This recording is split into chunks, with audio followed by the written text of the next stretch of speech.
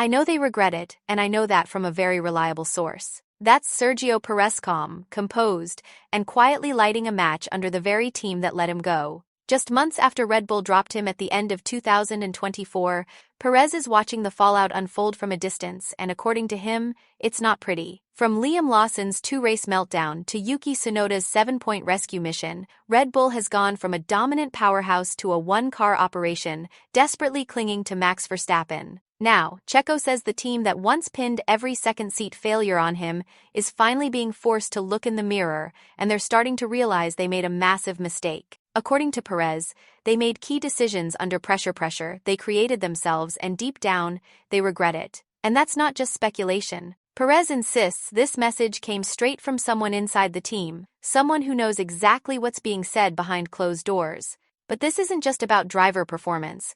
Perez believes the real collapse began earlier, when Red Bull's technical spine started to crack. First, Adrian Newey walked. Then Jonathan Wheatley stepped away. Then Daniel Ricciardo got cut. One by one, pillars of the team disappeared, replaced by structures that simply haven't worked. The glue holding Red Bull together has come undone. So the question is, did Red Bull cut Checo loose too soon? Or are they finally paying the price for ignoring the cracks within their own foundation? Make sure to like and subscribe to our channel for more F1 news, and keep watching, because what Perez said next might change the way you see this entire story. Sergio Perez isn't bitter. He's careful to make that clear, but he's also not pretending everything at Red Bull is fine, because since his exit, things have only gone downhill. After Perez was dropped, Red Bull went all in on Liam Lawson, a bold move designed to inject youth and energy into the second seat, but it collapsed instantly. 2 races, 0 points.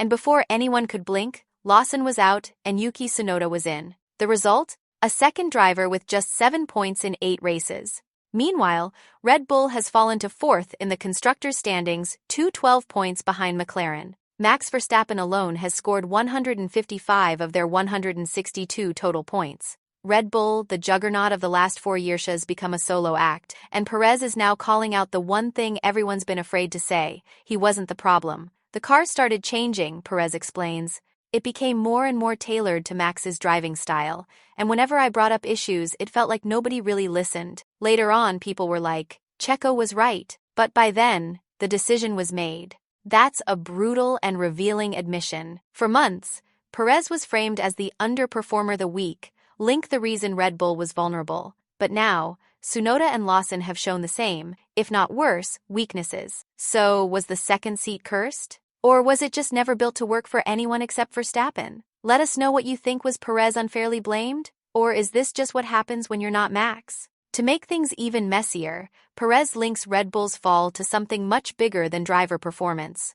According to him, it all started the day Adrian walked out. We had a great team, it slowly fell apart, but it really was something special, and that's why it hurts. When Adrian left, that's when the problems really started. Forget nostalgia, this was a calculated hit on Red Bull's leadership.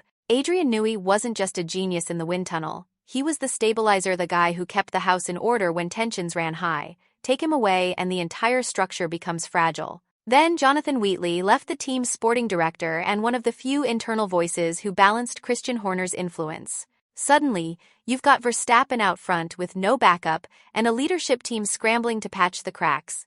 Even Christian Horner's decisions are now under the microscope, cutting Ricciardo, reshuffling the driver academy, even overruling Helmut Marko on junior promotions. It's become a political minefield. And Perez? He's watched it all unfold from the outside. It's a quiet statement, but one with weight. Perez isn't asking for an apology, he's just making it clear. Red Bull broke something they might not be able to fix. And the numbers back him up. Since his departure, Red Bull's second car has contributed less than 5% of the team's total points. Their constructors' hopes are gone, their image as an unstoppable force cracked. So now the question is, do they double down and ride it out with Tsunoda?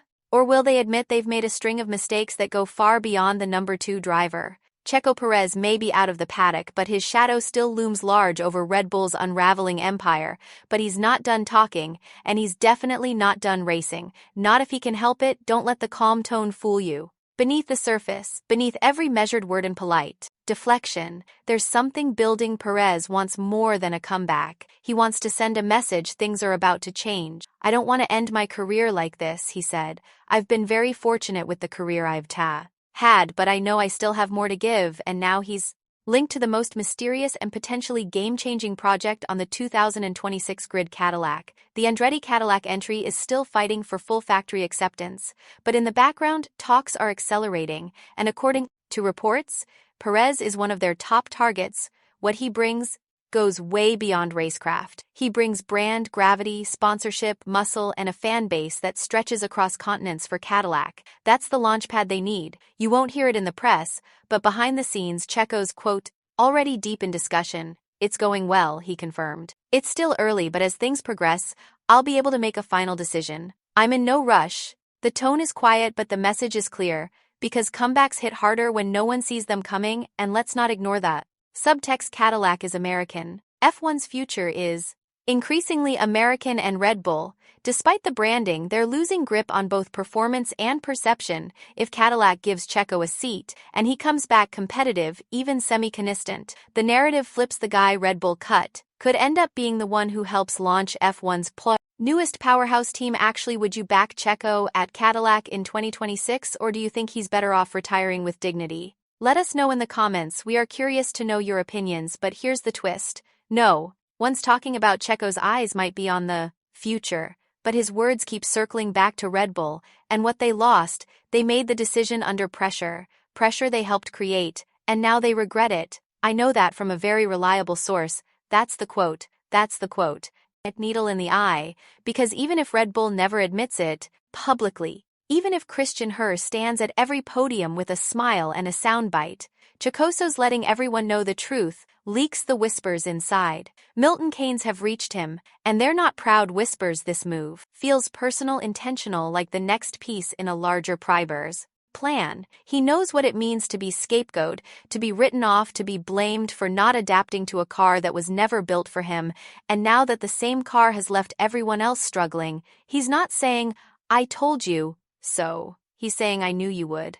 And maybe most revealing of all, Checo still praises Max for stepping openly. Max deserves everything. He's incredible. People don't understand how good he really is. That kind of quote that's intentional, that's surgical. It separates the driver from the team.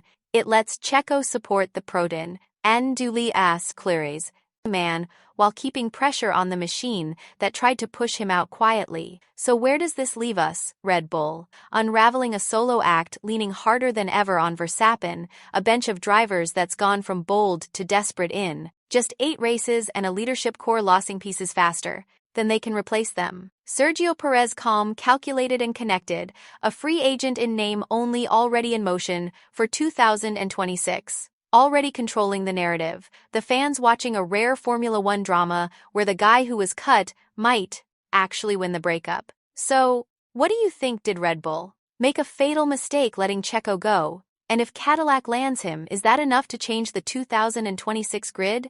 Drop your thoughts in the comments. There's more happening off the track than most fans realize.